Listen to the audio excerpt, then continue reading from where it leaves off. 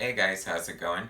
Today we're taking an in-depth look at the John Byrne's Fantastic Four Artist Edition from IDW and Marvel Comics, editor Scott Dunbier and Chris Ryall. And so let's get to it. So this is a cover. So basically, the artist editions are uh, scanned from the original art, so it's not just black and white, but it's actual. Is if it's the closest you're gonna get to seeing the actual art, and it's all in black and white, so it's sans color, and then it's really a great way to showcase the artist's work. And I reviewed the X-Men one and the Marvel Classics one, so if you want to check those out, um, they're there. But this was actually the first one uh, for his famous run on the Fantastic Four, and this is basically a lot of the earlier work. This came out in 2007, and this is just gorgeous. I mean, as you can tell, these end pieces, this great group shot of the FF right there. Um, these books are just designed so beautiful. I mean, look at this panel, hugely blown out. Just really get to see all the detail of Byrne's work, and this is when he was inking himself. A lot of people, there's a lot of debate over whether he's his best inker, but I always think the artist is their own best inker, because unless they're just a terrible inker. Inking takes practice for sure, unless you just have a natural knack for it.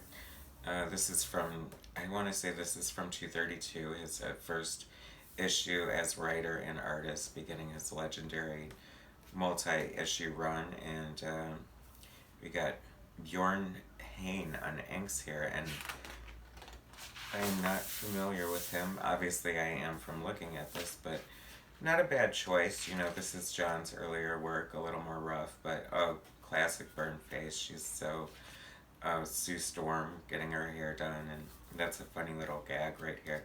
I mean, just right away, John Byrne just really clicked with the FF and made them a family, and really, brought them back to popularity and made them, what Kirby and Lee wanted them to be. And I think that a lot of people consider this the best run on the FF, next to Kirby and Lee, the creators of the FF. This is funny, the thing's getting rained on, and Alicia, his blind girlfriend, is a foot away, and she's not getting rained on. Byrne's art was just so much fun, and just like, you can see why it was so appealing, why he just got, his faces are so great. I love Byrne faces. And look at all this pointillism in here. The page looks yellow, so you can tell that the original page is weathered and old. I mean, these gotta be, God, 40 years old, if not older. Time goes by, kids. I always love this. I always had of such creative uses for the powers of the Fantastic Four. Old school Human Torch there, that's fun. Sue using a force field. She gets more innovative with her powers as the Byrne run continues. That's a fun panel there. I always love the little dots of her powers for some reason.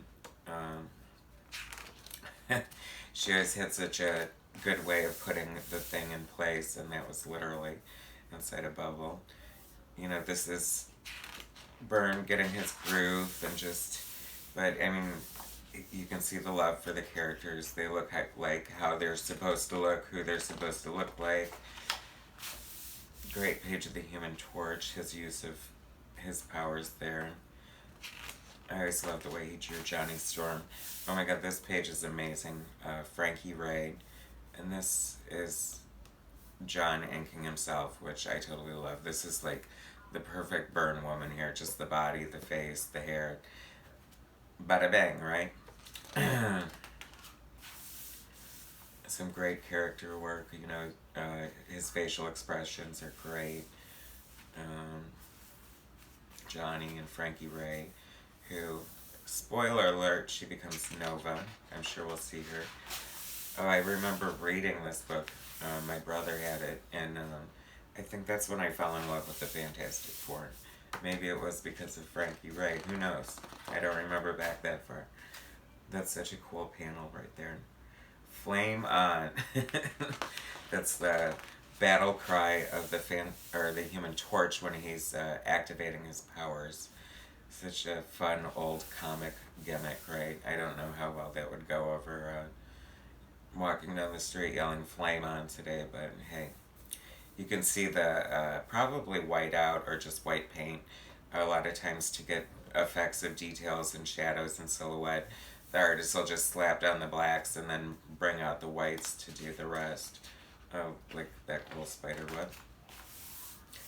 It was fun. I think when I was little, well, younger, and just discovering comic books and learning how to draw and teaching myself how to draw, I always loved the foreshortening of the legs when they were flying. It was just fun to me. George Perez does that very well too. Look at all the details in those buildings there. This is such great fun. I mean, can you see why? You can definitely see why Byrne is known as, the best when it comes to the FF. Great romantic shot of Frankie Ray and the Human Torch. That's a cool splash page there. It's, to me, I mean, you would think he was getting paid per line because look at how dense the detail is. It's so funny because, back in the Baxter Building, I always loved the Baxter Building's design. That was so cool and fun and unique. It looks like a Quinjet, but maybe it's not. I don't know. So, what was I saying about?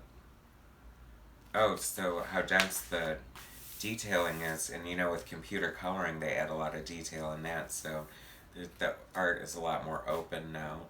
It's funny because if you look at George Perez, who was coming up at the same time as Byrne, he had the same thing going on, just like really packing in the detail on the page. I think that's probably like a new penciler's ambition, just like wanting to show off perhaps, and then later you can see how he gets his groove better. Not that detail's a bad thing, but sometimes it just looks a little crowded perhaps. Not that I would say anything negative about the master's art, because John Byrne there is no better in my opinion, really. When it comes to comic book art, it's my favorite. And this Fantastic Four run is just so much fun. Makes me want to go read my old FFs. Lots of great work here. With the FF, it was always fun because they could go anywhere. They could go to space, they could go to the jungle, they could go to the Arctic, they could go underground and fight the Mole Man. You can see, okay, so there's this paper called Duo Shade that you had to put a chemical on, and then when you applied it to the page, it would bring this pattern effect here, and then you would have to cut out the paper and paste it to the page. I mean, you could easily do this in, Photoshop or, Procreate or one of those apps. And it's just funny because, it's not just the art, but it's like the craft too. You get to see that Black Panther, great picture of him there. John Byrne just really brought the imagination to life in his run on the FF. This is so cool. If you guys, this is a great book. It's expensive to find now, but you can find it on eBay if you get lucky. I love that. Baxter Building was always getting destroyed. Right in the middle of New York City. That could potentially be a hazard, right? Great Byrne girl face. Captain America. Of course, he had a legendary run on Captain America too, but he draws everyone well. I love this picture of Terex. Here they are in space already. Galactus. John Byrne draws the best Galactus. He makes him look so Kirby-like and godlike and just like epic and scope and magnitude. I love it. This is just old classic comic book storytelling and devices, you know, with the drama, the close-up of the eyes, and then you see the different faces and the pupils.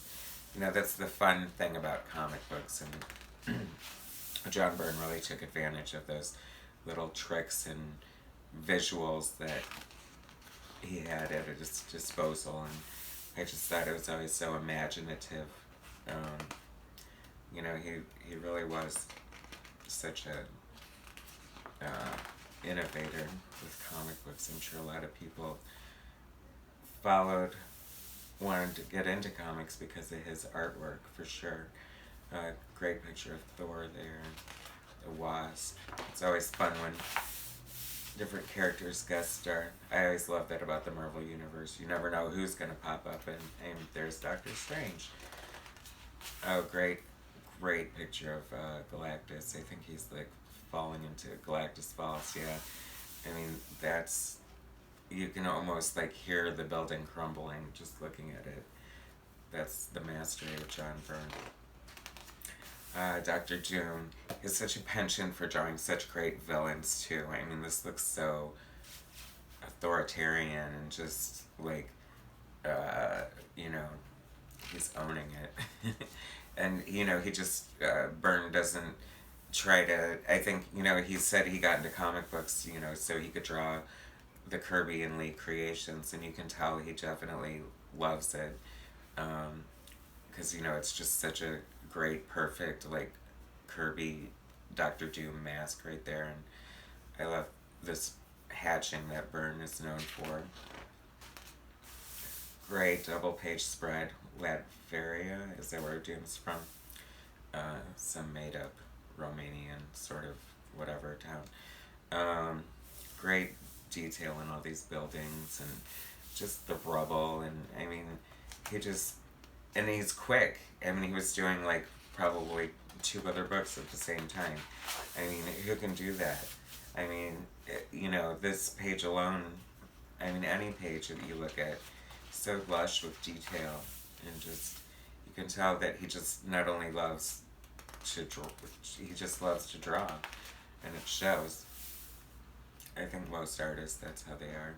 If you really love it, you know, you can't leave it. It just, you have to do it every day. And if you can get paid to do it, wow, better still. All these Doom pages. I hope they do another volume of the FF, because this is a lot of the early work, which I love seeing, but they sort of don't go too late, like in the run. Just all these great fight scenes. Comic books used to have such great fight scenes. Great Doom there.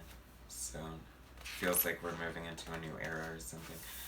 This is kind of more like around the Alpha Flight era. So like 83, I think, 84.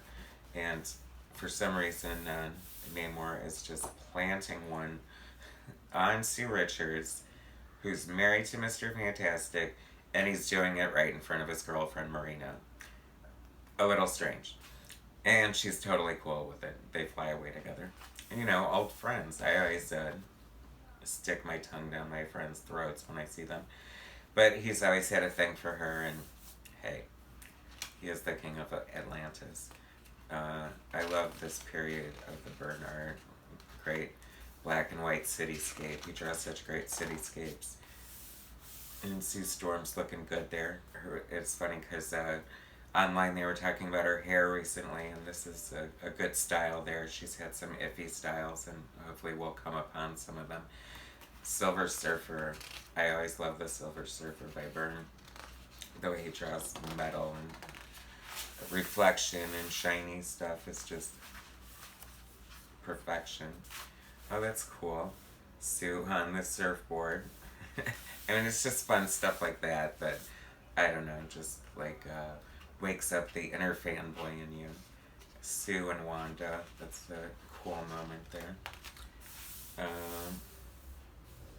Silver Surfer and Sue, great picture, headshot, close up down there. Oh, that's cool. I love the way he draws space. The classic call for the Fantastic Four. And you can tell this is the white out here, or the white paint, because it's smudgy. 261 is the issue here. Sue's looking good. The art's looking good. See how it just looks a little more, less muddled and a little more, I mean, maybe that was the inker too. I don't know for sure. I'd love to see the pencils, but, you know, we can't have it all. Thing. Nobody draws Thing like Byrne. Oops. The Watcher. Nobody draws the Watcher like Byrne. It's so repetitive. But, I mean, come on, this is classic stuff. Look at these gorgeous pages. You can see the texture up there. I don't know if he used some sort of ink, like sponging or... And this, what a great money shot. Look at all this fleet. It looks definitely like out of Star Wars. So cool.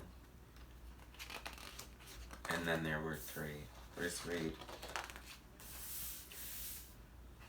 Oh yeah, this there's Reed all stretched out on this machinery. I mean, Byrne draws such great, believable machinery.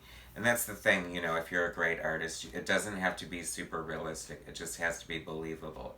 You know, it has to look like it can all work together. And Byrne always brings that to his work. Such great art. If you're on the fence about buying this expensive book, you can see that it's definitely worth it. Lolandra. I always love this page. She looks so majestic and just regal, but kind of like, you know, Amazon warrior power. And of course, Gladiator. I love Gladiator because Byrne always says that's his chance to draw Superman, because they're obviously similar to one another. This looks like a way older page. Look how yellow that is. I love it. Cool page of the Watcher. Oh, this is from his What If issue. What if the Fantastic Four had not gained their powers? Oh no, what a sad world that would be. Who's the inker in this? Story and art, John Byrne. It doesn't look like his inking, but,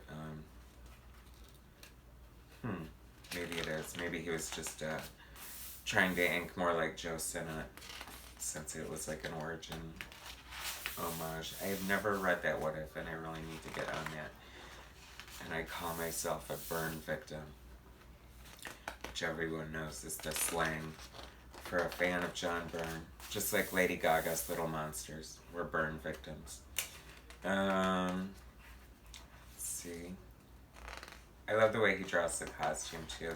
I mean, in pages like this, you know, it's said that the Fantastic Four was modeled after the Challengers of the Unknown. And when you see pages like this, you can see why people think that. Very cool. Wow. Just the epic scope. I mean, look at the Mole Man. Like I said, nobody draws villains. He, like, just classic, you know what I mean? Just straight up classic.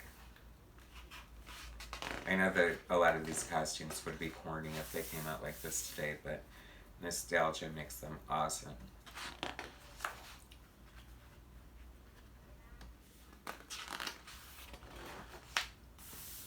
Ooh, Hiroshima, Jesus. That's a very cool panel there. Big mushroom cloud. Nothing the man can't draw. This is the cover of his first issue where he started writing and drawing. I just love the shadowing effects of the light and Diablo. He's brought Diablo around a few times. Once in Alpha Flight, that was a fun story. You can see a lot of paste up here. They didn't have computer lettering, obviously, and the lettering was done on the board, or else they did it on another paper and pasted it up. You can see the logo. Could you imagine that? So every month having to paste the logo onto the corner box, the Marvel headmast, Comic Code Authority. Thank God that doesn't exist anymore. No more censorship. 240. Oh, look at all the detail in that. The Inhumans, Black Bolt from the Inhumans, and look at all the detail in that city. I just love the way he draws cities. Another great old Fantastic Four cover, 241. This, for some reason, feels famous to me. Well known. Such a great cover. I love seeing it in black and white. And just Galactus. He just draws the coolest Galactus. This is one of the first books I had, and when I started collecting Fantastic Four, and I just love the story, Childhood's End. Such a great story where she has to battle Franklin, whose mutant powers kicked in, and he became like an adult. It's just emotional and action-packed and just really cool. This is the cover to the book that we're looking at. Very cool, classic Dr. Doom. Okay, this is a Watcher cover. Here, this cover is John Byrne, and this is when he was going through a period where he wanted to show, like, he wanted it to look like the pencils. So he drew like this. If you've seen Byrne's pencils, he draws, like, he doesn't fill in the black. He draws lines across like that. Always very close, so it looks like black. But like a Phoenix, this is from when they brought Jean Grey back, who's been resurrected and killed more than a girl should be. Sue's famous mullet, infamous mullet. Terry Austin, did he ink the cover? Yeah, he inked the interior, and this is when they were bringing Jean back to life, and Byrne said, well, if they have to do it, at least let me do it. And so that was a crossover with X Factor, and it was a very exciting time in comic books. Great, see, look at all those classic Byrne villains. The Skrull, Puppet Master, who's hysterical. The guy with the rim. Oh, and Mr. Impossible, fun. What if the Fantastic Four had not gained their powers? That's the cover to that book we saw. Byrne. This is an homage to the Fantastic Four #1 by Jack Kirby, and this has been done over and over again, an homage, as we see next to it. This was a cover of Marvel Age, the Marvel news magazine back in the day. And Byrne has drawn himself a lot, not a lot, but enough throughout the years, and that's fun. I like that, because they are like his children. Great page of Galactus. I mean, that's so epic in scope, and I love how the credits are on the rocks here. It's funny because I don't think they give their stories titles anymore, and that was always the best part. I mean, I can't, it's definitely a toss-up between Chris Claremont and John Byrne, who comes up with the most, like, dramatic Shakespearean title. Hopefully I'll see one that echoes that sentiment. I just love this look thing. Like, if he's not cool enough on his own, he's hooked up in this very Kirby looking thing. Reed was always felt guilty about turning into a monster, and was always looking for a cure. It was after our John Byrne biography, and then we end like we began. And so, that's a great cover on the back. Is that signed? I hope it is, because it'll be worth a hell of a lot more. Anyway, so until they come out with another one, I've covered the other two IDW artist books, artifact editions, and I desperately, desperately want an Alpha Flight one. So if the universe is listening, please make that happen. And thanks for checking this out, guys. I highly recommend it. John Byrne's Fantastic Four Artist Edition. Thanks, and see you later.